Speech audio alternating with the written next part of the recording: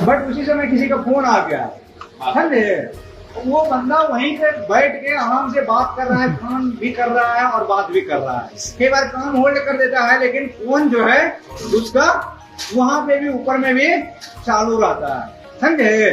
तो ये क्या होता है, खास करके जो है ना शटडाउन रिटर्न करते समय पीएस से बहुत प्रेशर होता है, जल्दी रिटर्न करो, जल्दी रिटर्न करो। तो ये उस समय डेंजरस हो सकता है, समझे।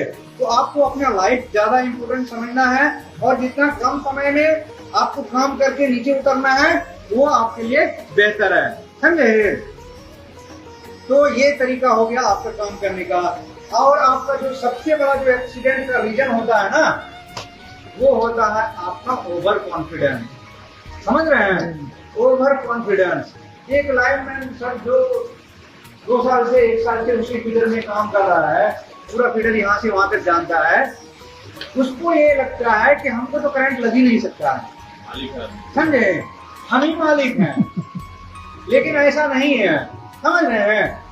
ओवर कॉन्फिडेंस में बिल्कुल नहीं रहना है। सबसे वाहियात कारण जो होता है ना इलेक्ट्रिकल एक्सीडेंट का, यही सबसे बड़ा रीजन होता है ओवर कॉन्फिडेंस। ओवर कॉन्फिडेंस आपको सारा गलत काम करने के लिए मजबूर करता है।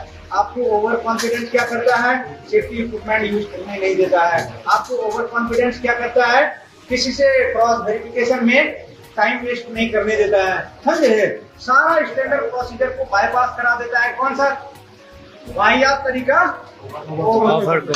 ओवर कॉन्फिडेंस में नहीं रहना है। बिजली जो है ना पहले से आपको इन्विटेशन देके नहीं कोई एक्सीडेंट होता है, समझ रहे हैं। कभी भी होगा, सडनली होगा, 2 मिनट तक आप बहुत सही सलामत एक दूसरे से बात करेंगे, लेकिन जब होगा तो ये बहुत डेंजर होगा। और इलेक्ट्रिकल एक्सीडेंट का सबसे बड़ा डिसएडवांटेज ये है कि बहुत रेयर कंडीशन में ही रिकवर हो पाता है, समझ रहे हैं। बहुत रेयर कंडीशन में ही रिकवर हो पाता है। अदरवाइज ये इलेक्ट्रिकल एक्सीडेंट फर्टिलिटी में कन्वर्ट हो जाता है, समझे। या तो फिर परमानेंट डिसेबिलिटी हो जाएगा, या तो फिर क्या होगा, फर्टिलिटी हो जाएगा, आदमी की मृत्यु हो जाएगी।